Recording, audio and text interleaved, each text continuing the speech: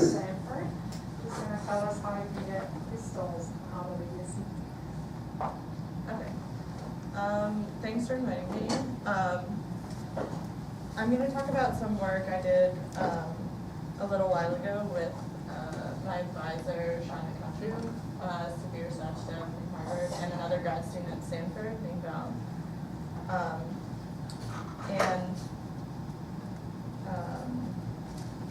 Please feel free to interrupt me during the talk.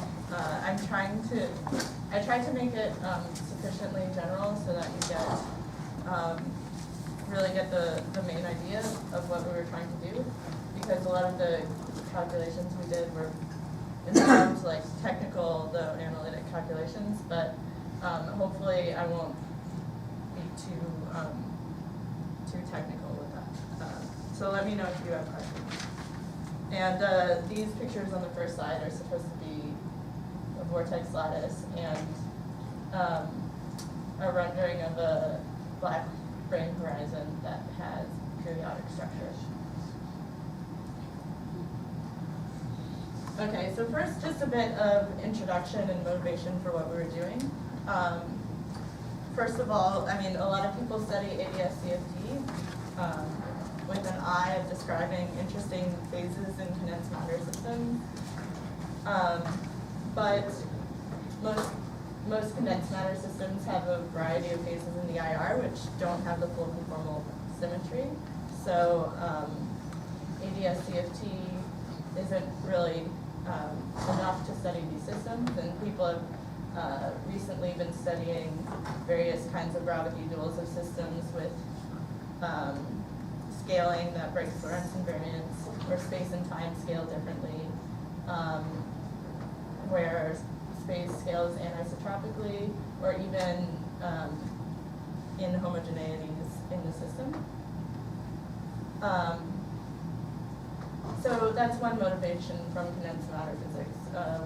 Interesting IR phases in a lot of field theories break conformal symmetry substantially.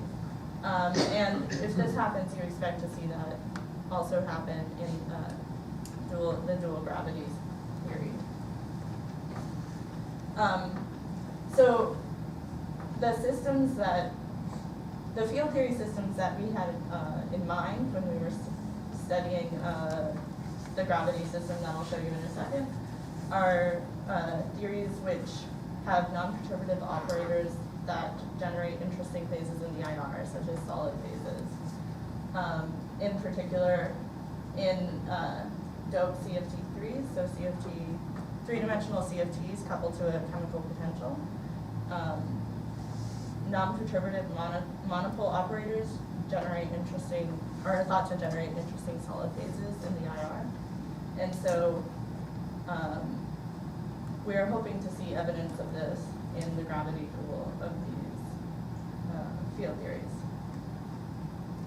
But it's a lot of work to describe non-perturbative operators, especially, I mean, not only in CFT, but also using ADS-CFT. So what we do first is we use electric-magnetic duality to map these operators to perturbative electric degrees of freedom. And what happens is the chemical potential gets mapped to a constant magnetic field. The monopole operators are mapped to electric charges which couple to the magnetic field.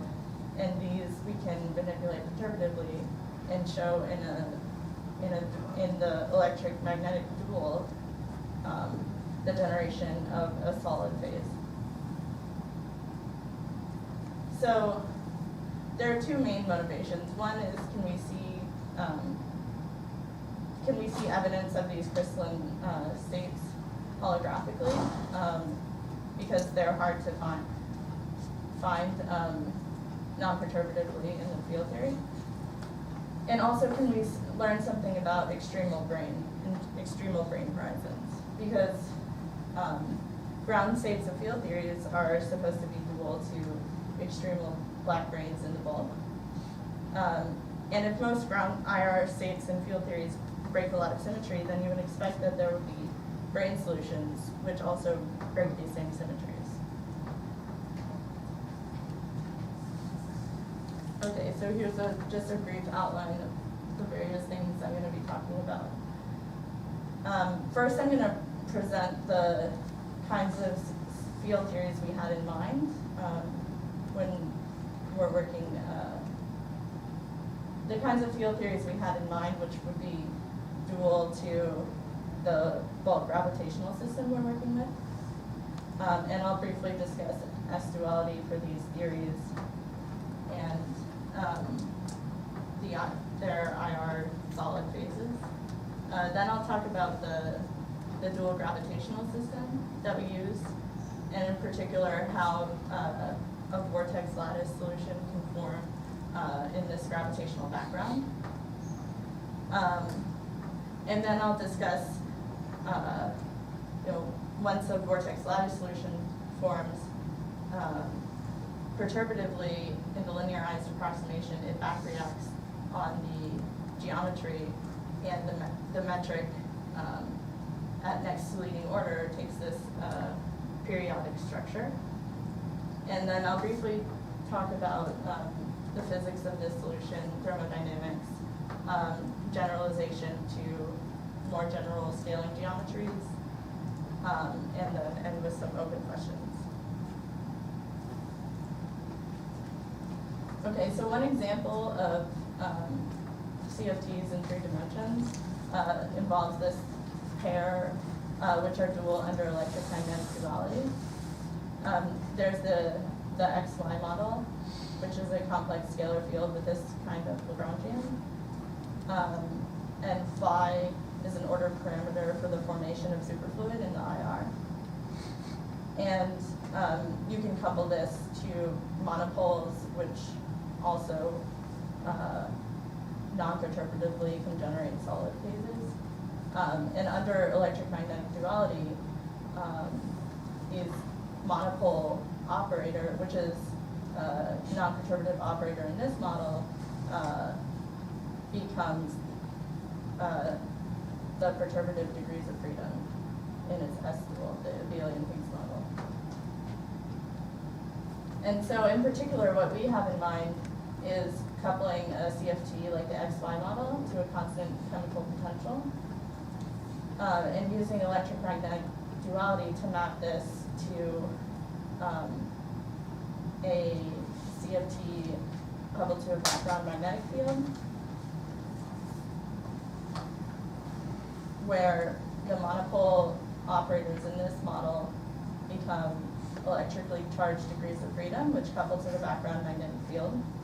And then in the IR, these electric degrees of freedom, the psi,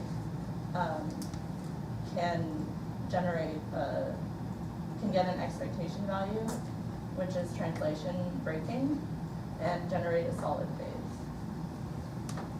So we're going to be looking for something similar to that in the bulk gravity dual.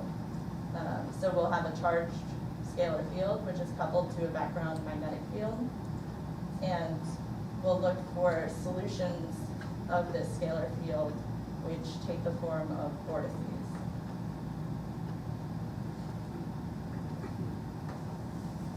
Okay, so now I'll briefly discuss the setup of the dual gravitational theory. So the most general actions that we can consider are called Einstein-Maxwell-Dilaton actions, which basically has a scalar field called the dilaton, which controls this coupling, the coupling of the theory, potential for it, and Maxwell term. And in the 2 different situations, this term can either be an electric field or magnetic field, which supports the metric.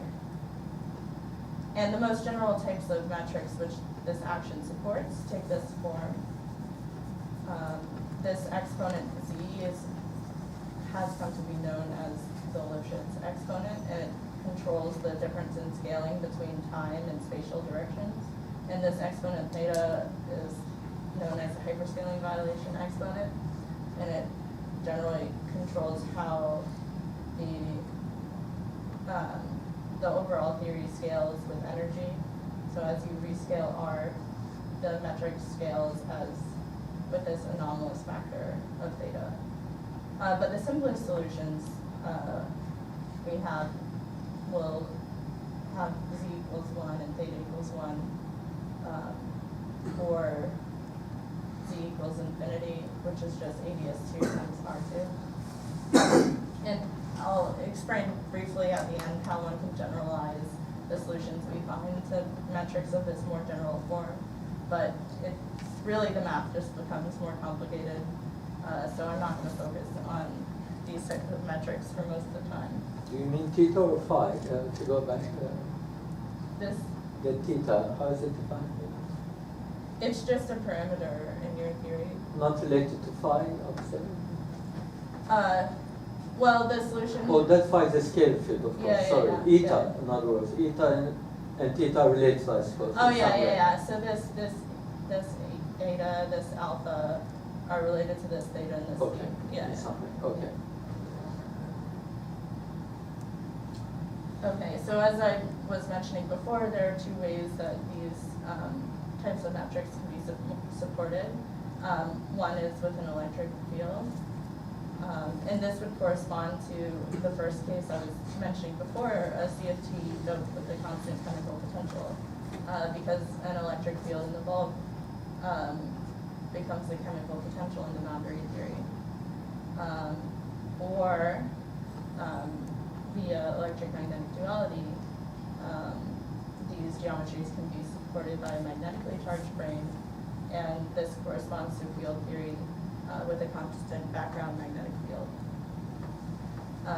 And in both cases, the form of the dilatron takes this log scaling form, which means that these types of solutions are only valid through some range of energy scales in the field theory or some range of R values in the gravity theory. And as in the convention I'm using, the IRs as R goes to infinity, and this log solution for phi indicates the breakdown of the solution as R goes to infinity, because the coupling scales as e to the minus alpha phi. So depending on the sign of k, either the coupling is going to 0 or the coupling is becoming extremely strong. And so to briefly mention what happens and motivate what I'm about to do. In both cases, whether the coupling becomes very strong and quantum corrections become important, as is the case in the magnetic solutions, or whether the coupling is becoming really weak and higher curvature corrections are becoming important. In both cases, you can show that the solution can flow to an ADS2 times R2 scaling region in the G by R. And so what I'm going to do is stick to looking at condensation of a vortex lattice in this ADS2 times R2 region, knowing that these solutions can be connected as we flow to the UV to more general scaling type solutions, or even ADS4 asymptotically. So this will simplify things a lot.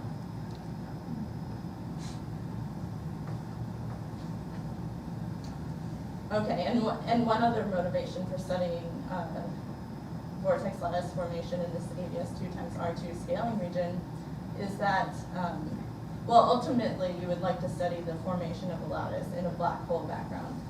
And these are much more intractable in general, but charged black brains in their near horizon also have an ADS2 times R2 region.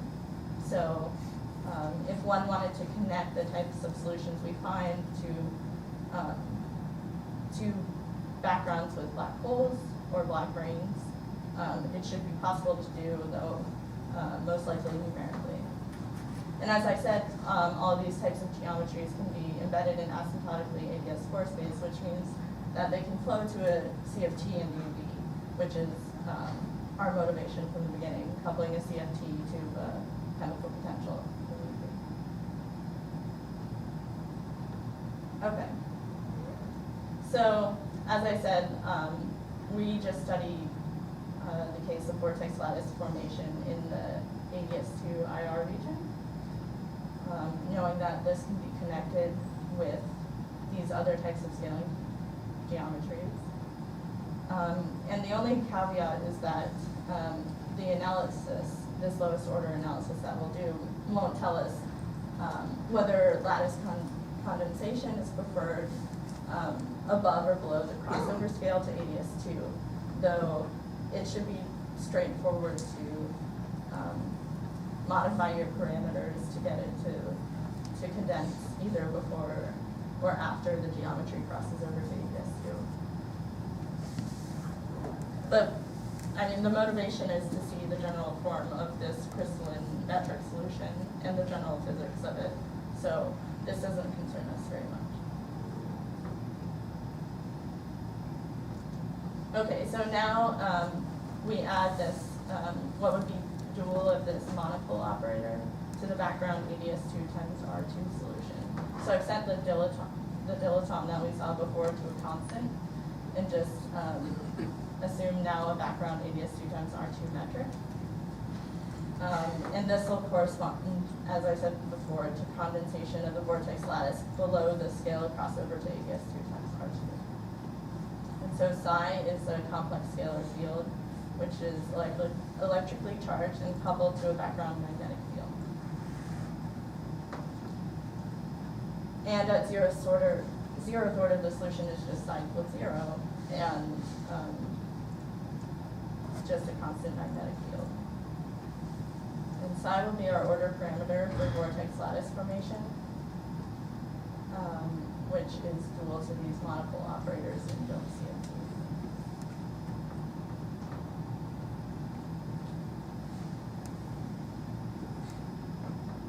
Okay, now I'm going to briefly discuss how we go about finding vortex lattice solutions.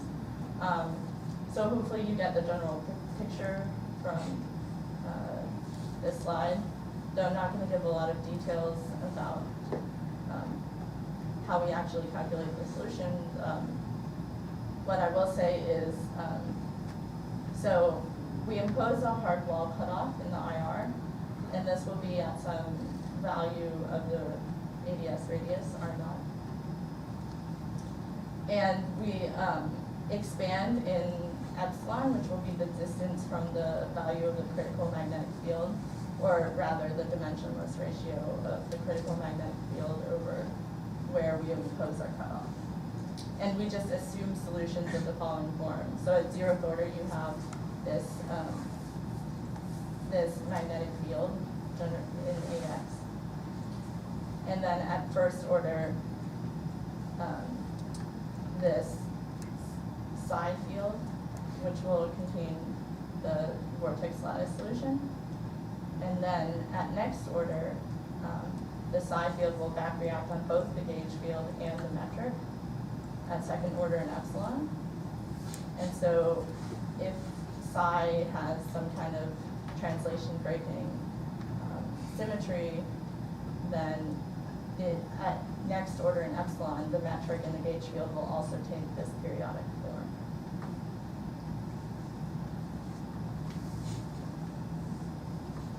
And we have to do back reaction on both the gauge field and the metric because they are at the same order in our zeroth order solution.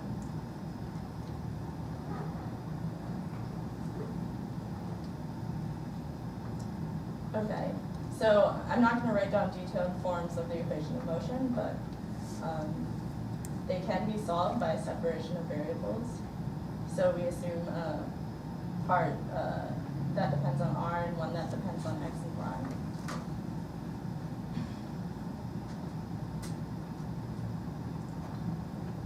And because of the gauge we've chosen, the gauge for the magnetic field, we can just have a function of Y in a plane that is an X.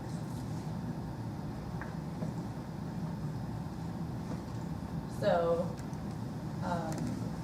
for this function of Y, the equation of motion just reduces to the harmonic oscillator equation with solutions that are the familiar Hermite polynomials.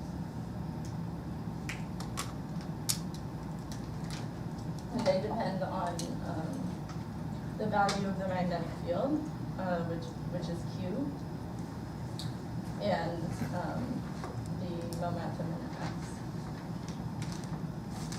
And at this order, since we're doing a linearized approximation, we can sum any number of solutions that we want in order to create a solution for psi. And what you would ultimately have to do in order to justify, or in order to find the true minimum energy solution for psi, is to go to higher order in epsilon and compute free energies by plugging your solutions back into the action and finding a minimum. But we just are interested in the form of the solution for psi and its first order back reaction on the metric, so we don't actually find the preferred minimum.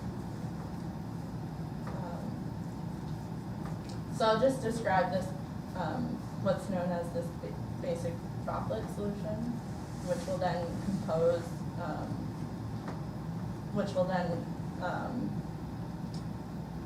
superimpose to get a solution for a vortex lattice. Okay, so we choose the lowest order Hermite polynomial, which is just a constant. So basically we just have Gaussian solutions, which is why it's called the droplet solution. And as I said before, in this stage, we just have a plane wave in X and a Gaussian solution in Y. And the strength of the magnetic field controls how peaked this droplet solution is. So as we increase Q, the value of the magnetic field, the Gaussian becomes more strongly peaked. And as Q decreases, it spreads out.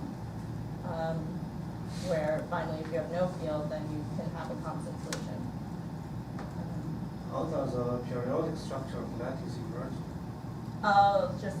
So since I'm in a linearized approximation, I can just take this as a basis of solutions and add them together in a way such that I get a lattice. Okay. Yeah. And so what I was describing before is you can, there are parameters which control the shape of your lattice, and you would have to go to higher order in order to, and then minimize with respect to these parameters to find the minimum energy lattice shape. And we would probably have had to do that numerically just because of how much algebra was involved in the solutions, and we're just interested in finding like how the lattice would back react on the metric, so we didn't go to that order. But people have actually studied this problem in field theory and found that a lattice solution is, in fact, a triangular lattice solution is the minimum energy solution. So it is known that in these types of systems, you will have vortex lattices which form. But as you'll see, the shape that we chose probably isn't the minimum energy shape. Okay, so as you increase the, so for the single droplet solution, if you start at zero magnetic field and then increase it, the magnetic field starts to destroy these regions of psi not equal to zero. And as long as Q isn't zero, you can never have a constant psi solution. So whatever your solution is, it is some kind of translation breaking solution.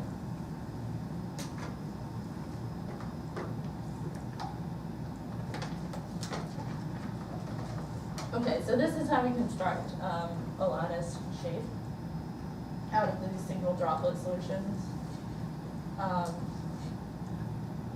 So there are plane waves in X and Gaussians in Y. And if you write the variables V and tau as these following combinations of X and Y, you can see that this Jacobi theta function is just a superposition of a bunch of different single droplet solutions centered at different values of the x momentum. So we just sum over a bunch of different single droplet solutions and get something which is periodic in two different directions. And you can see that this is a lattice from properties of the Jacobi theta function. Writing it this way is the easiest way to see that you have a vortex lattice, which is why I wrote it this way. So there are these translation vectors, and the theta function is invariant under translations by these vectors up to a phase. And and the theta function has a bunch of different zeros, periodic zeros, and a non-trivial phase rotation of 2 pi around each zero of the function.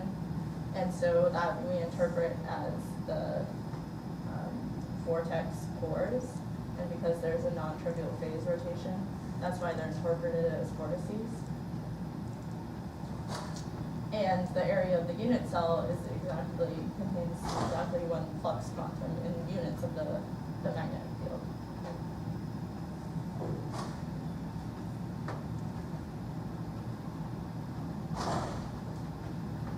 And just to show that you can choose parameters to get a variety of different lattice shapes, if you set one of the former parameters to 0, then you always get a rectangular lattice, and then this V1 will control the ratio of the length and width of the rectangles, so you can get a square lattice for a particular value, which is what we'll use in like the plots that I'll show later.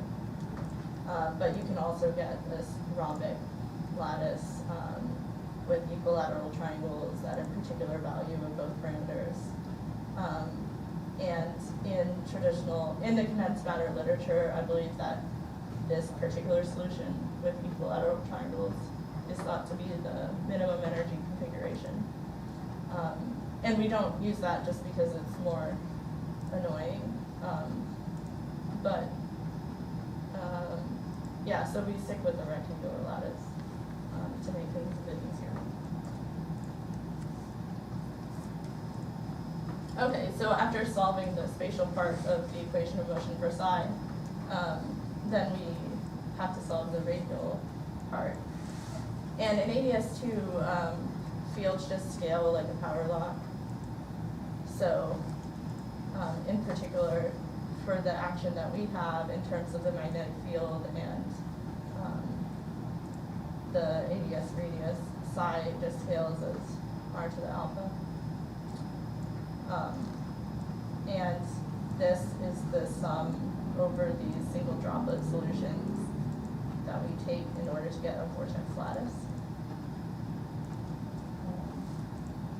And this, so I set, in the notation of the previous slide, I set V2 to 0 to get the rectangular lattice, and then this V1 controls the ratio of the length to the height of the rectangles. And just to point out, you can also do this in more complicated metric backgrounds, like the ones I showed at the beginning with different scaling exponents. And what will basically change is this power of alpha. The equation of motion is still separable. Basically, just the radial scaling will change near the UV and also in the IR.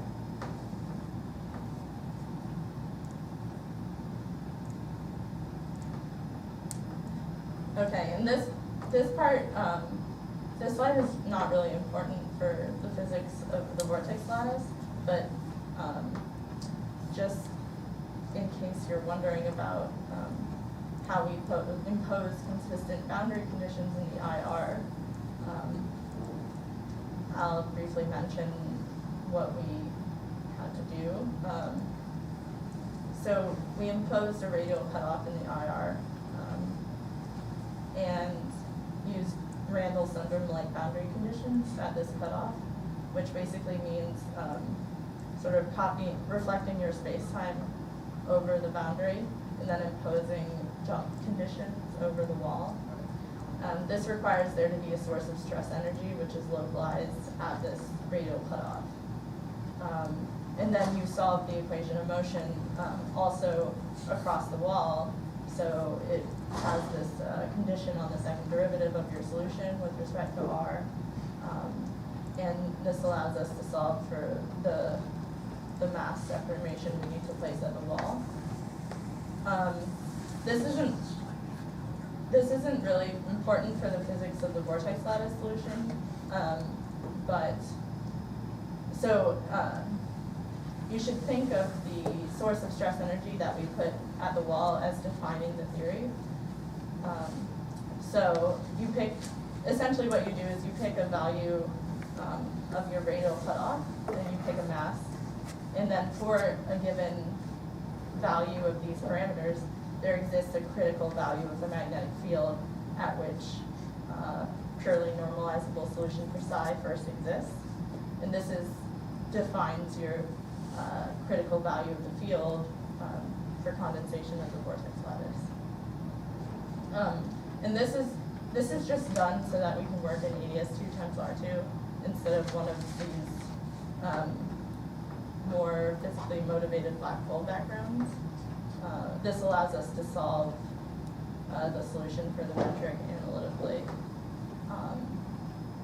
And in those other cases, you would get similar type solutions, but you'd have to do them numerically because of how complicated the radial equation is, not because of the spatial part. So this just allows us to deal with the radial part in a way that's easy so that we can see what happens in the translation breaking spatial part of the wave function.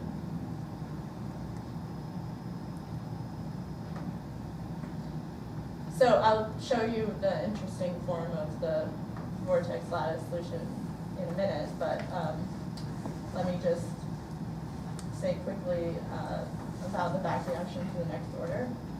So once you have a vortex lattice solution for psi, this forces corrections to the metric and the gauge field at next order in epsilon. And these functions, luckily, can also be separated in terms of power law scaling in R, and then a spatial function. And this spatial function will have the same kind of periodicity that psi has. So the psi bev enters in the equations of motion as psi squared. So the scaling with R of these functions is R to the 2 alpha, where psi is scaled like R to the alpha. And these were on one of the former slides. A and B is the correction to the metric, and A2x and A2y are the corrections to the gauge field AX and AY. And they all, the spatial part, all take this form. There's this periodic form in X and Y. This factor, which I've just pulled out, and the coefficients. So there's this double Fourier series in X and Y, some factor which appears in everything, which is exponentially damped with K and L, which are the Fourier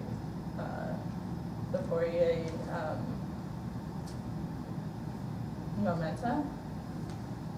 Sarah, can I drop you? Yeah. The separation of variables, does that depend on the shape of the lattice, or is it for any shape? For which? Sorry.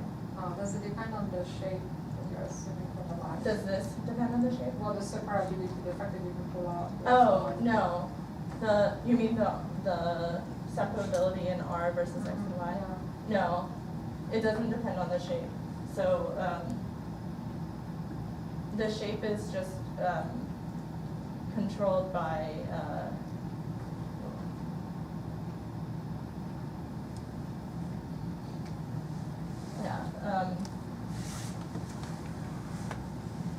The shape is just controlled by these combinations of x and y in this double series.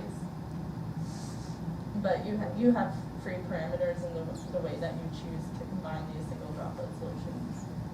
So you're essentially just superimposing a bunch of solutions to a linear equation. So you can choose whatever shape you want. And it's already separable.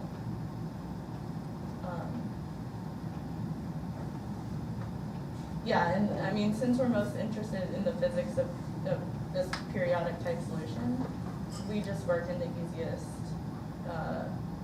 radial scaling that we can, which is ABS 2. So I guess what I'm asking, the reason why I was asking is because I would, from that ansatz on the metric and the ratios, it looks like you can parameterize, you could sort of draw bubbles in the XY plane that would, you draw a shape on the lattice on the XY plane, and that translates directly to some ansatz on the metric. Yeah. So it's like a bubbling picture. Yeah. Yeah, because So it's that simple, it's not solid. yeah, it's because we're working in a linearized approximation. I mean, So in yeah. principle, you could specify any shape that you want, and you'll get something to fit it. right. Yeah, yeah. You can superimpose them in any way you want, and you get corrections to the metric that sort of look just like the psi solution. But those, I mean, you could even do something that doesn't preserve any symmetry, just like a random superposition. But that would probably not, like once you get a higher order, then you could compare free energies, and that wouldn't be energetically favorable. But yeah, in the linearized approximation, they really separate. Okay, so just to see how easy it is to solve for these functions, I'll just show you what the Einstein equations and equations of motion for the gauge field look like when you put this in. For these, you basically just get algebraic equations for the Fourier coefficients. So the point of this slide is just to show you that the equations are algebraic. The tilde variables are just the Fourier coefficients in the previous slide. And you just get algebraic equations for them in terms of the Fourier momenta and some other constants. So we actually managed to solve these analytically. And only the first few Fourier momenta mattered because there was this exponential damping. So you can only take the solutions for only like a few, maybe 5 or so of the momenta and get a really good approximation. So this is the first order configuration for psi. And I think this is the square lattice shape. This is a function, this is just the xy plane, the magnitude of psi at some value of the radius. And then this is the solution back reacted on one of the gauge fields, I think, yeah, the AX gauge field, which is why it's not symmetric in X and Y because it's just the AX type gauge field. And this is also at some constant value of the radius. And in the next slide, I'll show the metric. So this is the metric at a constant radial slice, including like, I think maybe the 10 lowest value of the Fourier momentum in this double series expansion. So at some value of the radius as a function of X and Y. And then this is the metric as a function of the radius and Y at some constant X value. So you can see this is the UV, where the metric is just is constant and doesn't have this modulation. And then the effect of the lattice grows as we flow into the IR, and the metric forms this periodic type structure as we flow into the IR. And this fact is actually different from some other types of maybe CFT studies of lattices where people dope the UV with a chemical potential and the lattice isn't, with a periodic chemical potential, and the lattice is an irrelevant operator, so it actually decreases when it goes into the IR. The difference of our theory is that in the UV, the lattice disappears, but it becomes more and more relevant as you flow into the IR, which is characteristic of insulating or solid phases.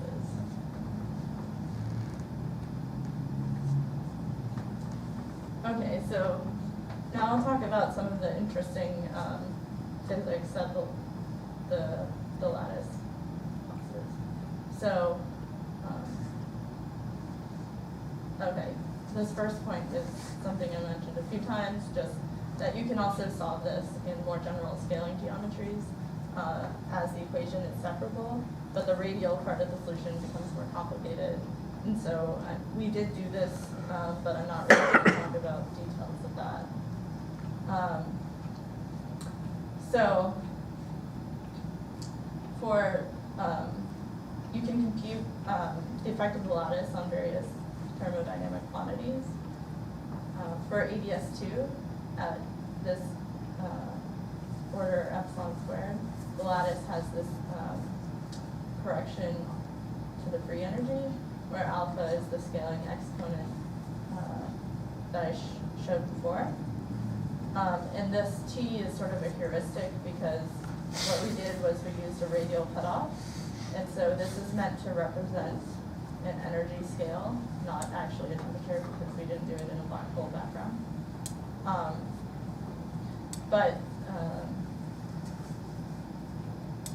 Yeah, you can actually do it in a black hole background, and we did do that in our second work, but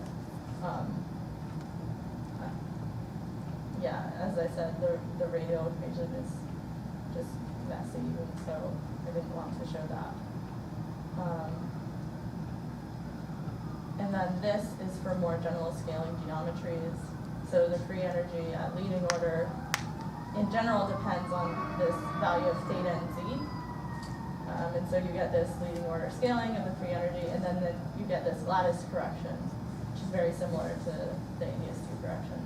But now the dimension of the correction of the lattice depends on your radial equation. And so you get these different types of dimensions of psi depending on what your zeroth order metric background is. But the lattice corrects the energy in the same kind of way. So basically the dimension of psi controls the strength of the lattice, or how strongly the lattice affects the physics. But you can consider the same spatial types of geometry as independent of what metric background you choose. Okay, you can also compute the correction to entanglement entropy from the lattice. We did this in a smeared limit, where we just considered the metric as a function of R, and we included the corrections due to the lattice, but we didn't include the spatial modulation. And the lattice corrects the entanglement entropy with the same factor of delta at the same type of order as it corrects the free energy. And one other interesting thing I wanted to mention was that if you start with ADS2 and you consider the corrections to the free energy or to the scalar curvature due to the lattice, and then you compare these types of corrections with this scaling form of the free energy or the Ricci scalar in a general hyperscaling violation background, that the effect of the lattice is to act as an effective theta type scaling exponent. In both cases, you see that the lattice acts as a hyperscaling violation exponent with a value 2 times alpha, where this alpha was the scaling dimension of psi. So it seems as if, as you flow into the IR, the effect of the lattice is to change the effective dimension of your theory, because this scaling correction acts like a hyperscaling violating exponent would. And the effect is to make the dimensionality of your theory effectively smaller than 2. So this is similar to some things people have discussed as flowing into the IR space fragmenting into different individual ADS2 type sites.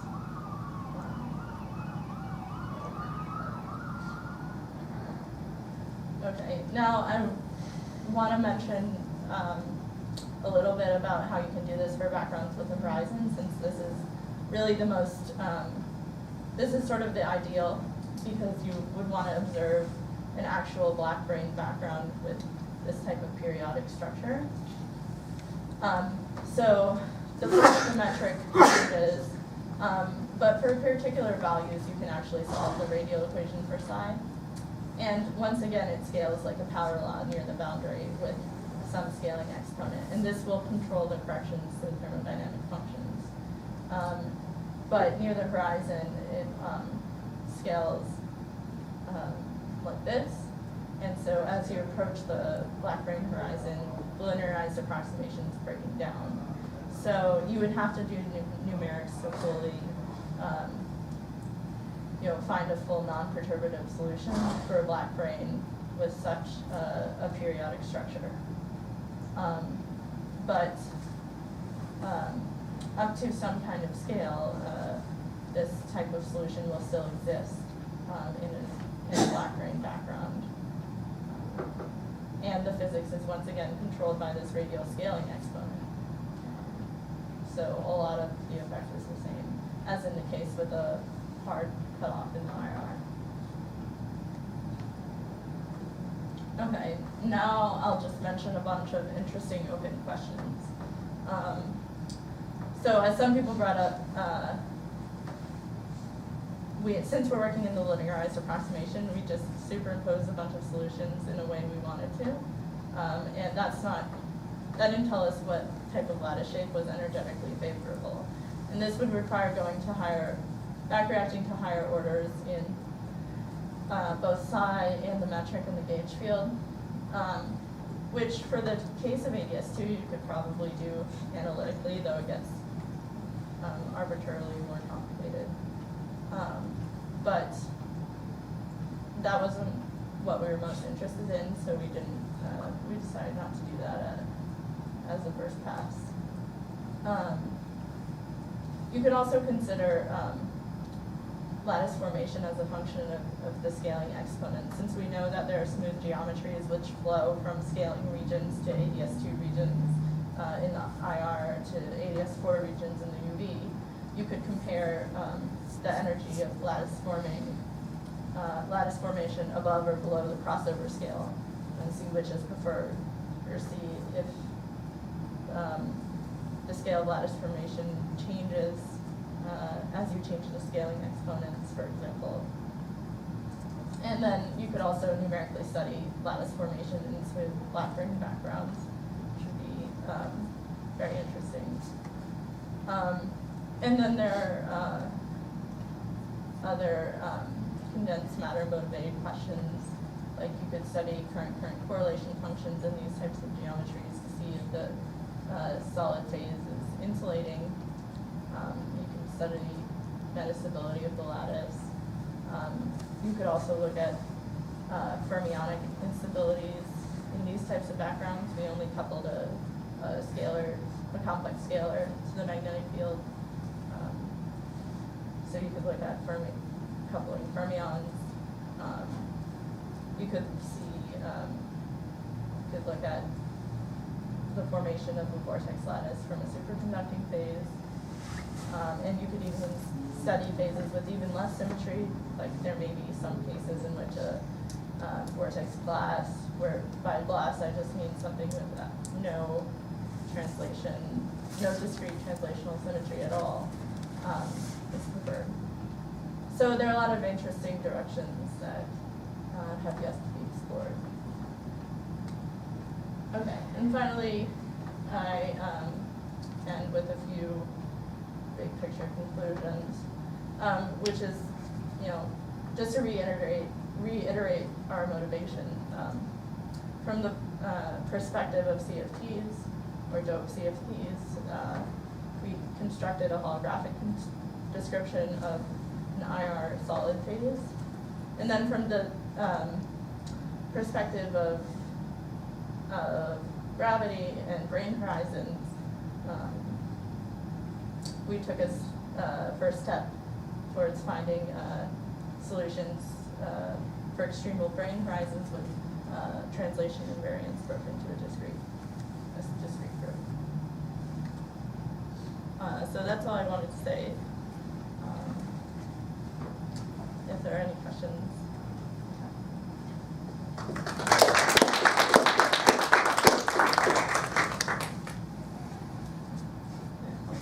Question.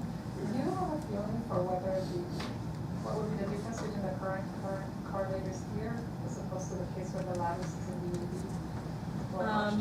That's a question. Yeah. We have the same question. So you can Right answer question. So it's been a while since I thought about the case where the lattice is in the UV.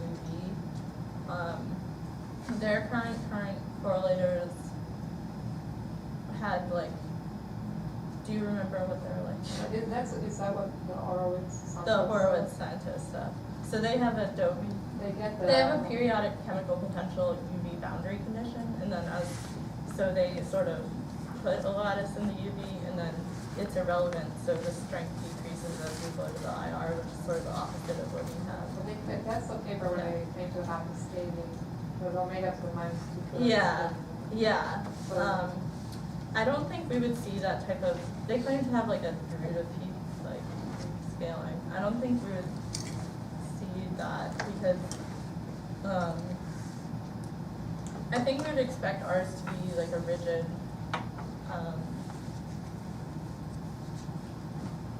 Rigid solid type structure, so we would expect an insulating type phase. That's in the dual CFTs, the solid phases in the IR and E systems are insulating. Yeah.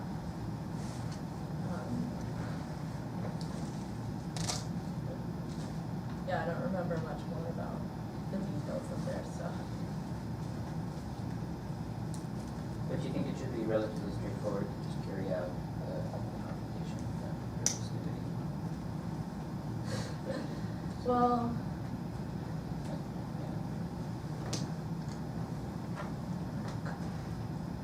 it's not. So I don't know how much you can see if you smear out the lattice. But I think the computation is, unless you can do it numerically, it's only tractable if you smear out the lattice.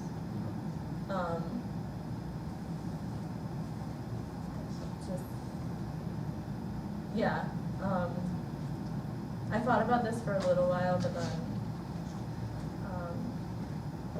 was doing some other things, so we haven't thought about this in a little while. But yeah, it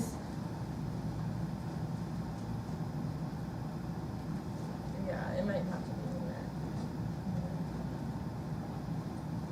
I had a question. Yeah, ASCFT here has a very important rule. So for example, could you get the lattice geometry, for example, in Minkowski spaceline, or just for radius space? I mean, you probably could, but I'm not sure what it. I mean, the interpretation as the IR phase of some kind of UV CFT would no longer exist. But I'm also not sure about, I mean, your magnetic field and your charge scalar would all both have to be probes. Like in this case, the magnetic field is actually supporting the ADS geometry. So together, the solution for the magnetic field and the ADS geometry solve the Einstein equation. Whereas for Manhattan. Yeah, this lattice has some physical meaning, like for example, the smallest distance in the, is it a relevant question or this is just? I mean, not in the case that I did it, because I just took a bunch of solutions to a linear equation and added them in the way that I wanted to. so I can make them as close together as I want. But like if, as I said, you could go to higher orders to study the what scale would the lattice form dynamically. And that would answer the question of what the size would be. But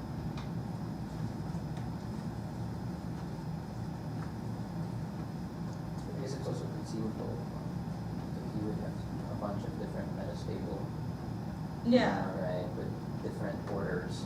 Yeah. So, it's possible that there would be a bunch of different metastable minima of different lattice shapes, or even like completely inhomogeneous type shapes that are even periodic in any kind of way. But at this order, they're all different. No more questions? It's Sarah.